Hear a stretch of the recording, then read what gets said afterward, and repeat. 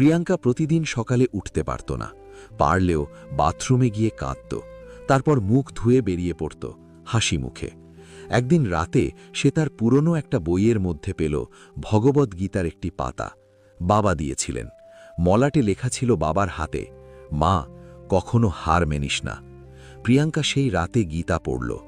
গীতায় শ্রীকৃষ্ণ বলেছেন, দুঃখে আরে যেতে পারে, কারণ ধৈর্য মানুষকে ভিতর থেকে শক্ত করে তোলে। ধৈর্য মানুষকে শেখায় কিভাবে আবেগের মধ্যে ভেসে না গিয়ে স্থিরভাবে পরিস্থিতির মোকাবিলা করতে হয়। আজকের পৃথিবীতে আমরা খুব দ্রুত ফল চাই, আমরা চাই সবকিছু যেন তৎক্ষণাৎ ঘটে যায়, কিন্তু প্রকৃতির নিয়ম ভিন্ন। একটি বীজ মাটিতে পুঁতলে তা সঙ্গে সঙ্গে গাছ হয়ে যায় না, তাকে সময় দিতে হয়, তাকে যত্ন দিতে হয়। ধীরে ধীরে সে অঙ্কুরিত হয়, তারপর বড় হয়, তারপর এক সময় ফল দেয়। মানুষের জীবনও ঠিক তেমনই।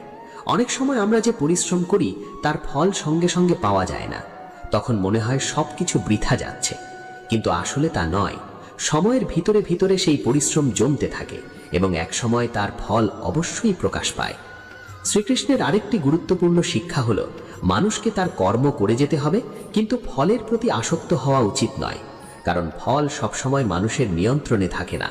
মানুষ শুধু তার চেষ্টা করতে পারে, কিন্তু ফল নির্ধারণ করে সময়, পরিস্থিতি এবং ঈশ্বরের ইচ্ছা। যখন মানুষ ফলের প্রতি অতিরিক্ত আসক্ত হয়ে পড়ে তখন সে হতাশ হয়ে যায়, কারণ সব সময় ফল তার প্রত্যাশা অনুযায়ী আসে না। কিন্তু যদি মানুষ শুধু তার কর্তব্য পালন করে এবং ধৈর্য ধরে অপেক্ষা করে, তাহলে তার মন শান্ত থাকে। ধৈর্য মানে দুর্বলতা নয়, বরং ধৈর্য হলো এক ধরনের শক্তি। যে মানুষ ধৈর্য ধরতে পারে সে নিজের আবেগকে নিয়ন্ত্রণ করতে পারে, আর যে নিজের আবেগকে নিয়ন্ত্রণ করতে পারে সে জীবনের অনেক বড় সমস্যাও সহজে সামলাতে পারে। আজকের সমাজে আমরা প্রায়ই দেখি মানুষ খুব দ্রুত ভেঙে পড়ে, ছোট ছোট সমস্যাতেই তারা হতাশ হয়ে যায়। কিন্তু গীতা আমাদের শেখায়, জীবনের সমস্যাগুলোকে ভয় পাওয়ার কিছু নেই, এগুলোই মানুষকে শক্ত করে তোলে। একটি লোহা যখন আগুনে পোড়ানো হয় এবং বারবার আঘাত করা হয়, তখনই তা শক্ত অস্ত্রে পরিণত হয়। ঠিক তেমনি মানুষের জীবনের কষ্টগুলো তাকে ভিতর থেকে শক্ত করে তোলে।